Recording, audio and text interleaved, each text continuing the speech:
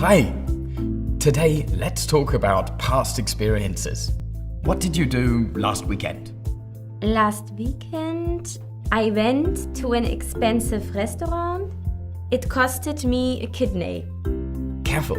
To cost has an irregular past simple form. It's the same as present simple. Good. So, it cost me a kidney. Great. But in English, we use a different part of the body if something is very expensive. A foot? Close. If something is very expensive, we say it costs an arm and a leg. Mistake corrections don't work. Hi there, Vladimir here, with another video about how to learn a foreign language. If you had told me 8 years ago that mistake corrections didn't work, I would have told you to go F yourself. But after 10 years of correcting countless grammatical mistakes, I can say with absolute certainty that such corrections don't benefit the language learner. Some people say that mistake corrections sap learners' enthusiasm, which may be true but not the main reason why they don't work.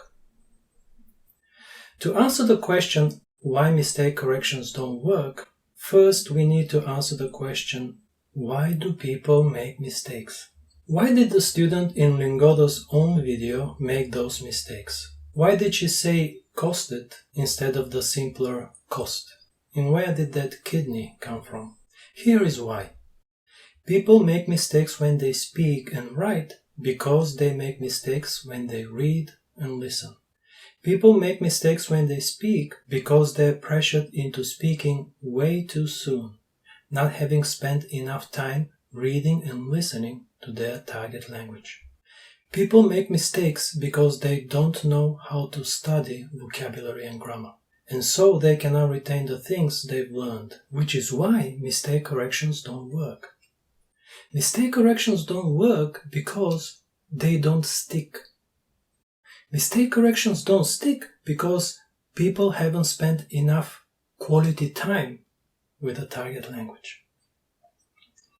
The human brain can't hang on to the corrections, and as a result, people forget and make the same mistakes again. Lots of language learners have a fix my car mentality. For them, paying a teacher to fix their grammar mistakes is like paying a car mechanic to fix their vehicle when it breaks. There is a dent in the door, a few hits with a hammer, and the dent is gone. You make a mistake, the teacher corrects it, and the mistake is gone.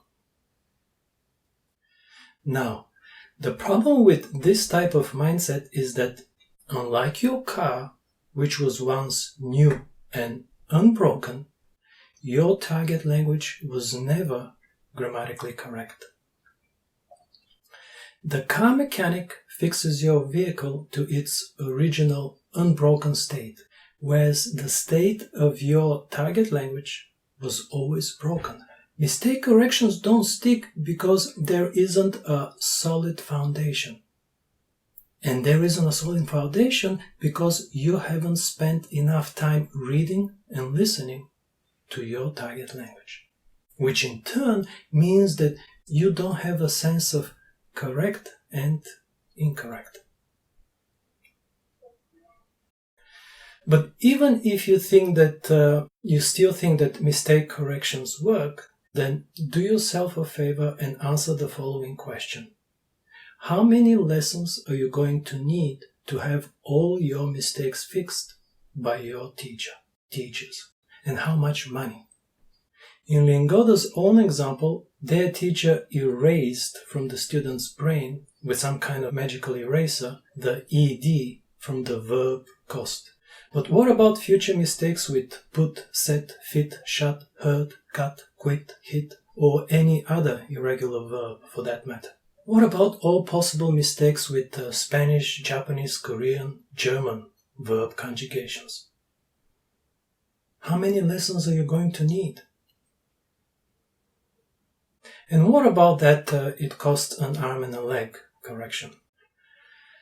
There is no end to how many different ways one could express an idea, hence, get corrected.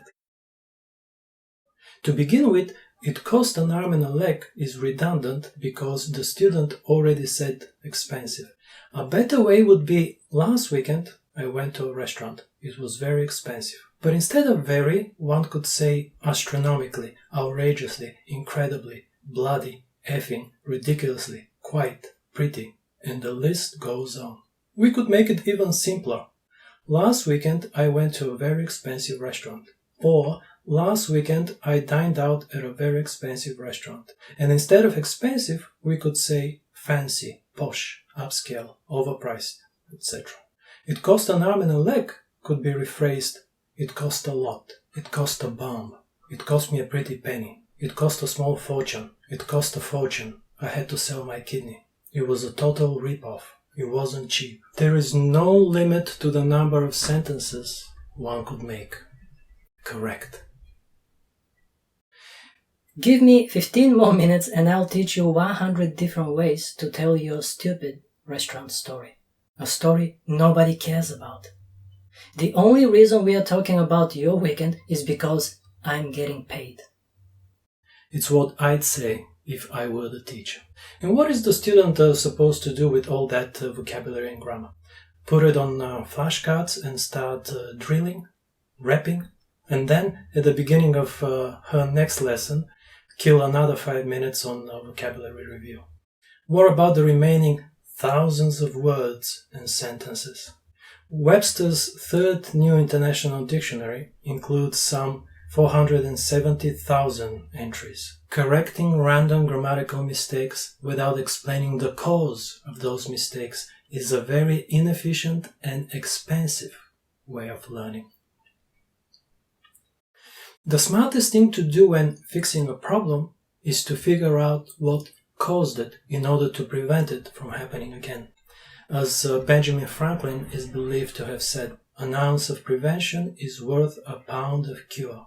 You shouldn't be paying for random words and piecemeal corrections. The job of a teacher is to teach the student how to become an independent learner. As the old proverb goes, give a man a fish and you feed him for a day. Teach a man to fish and you feed him for a lifetime.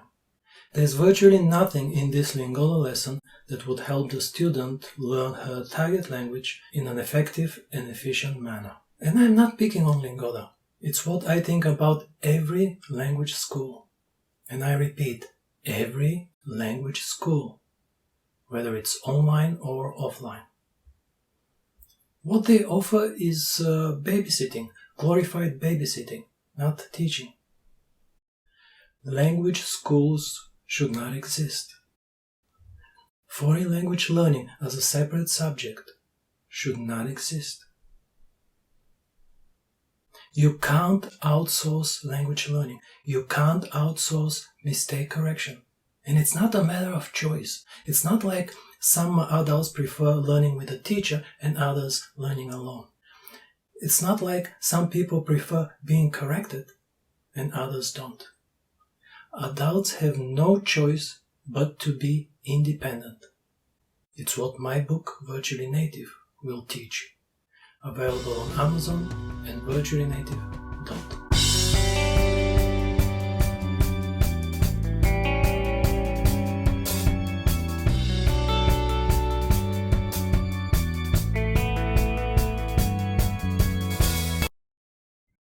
You have one life. Don't waste it.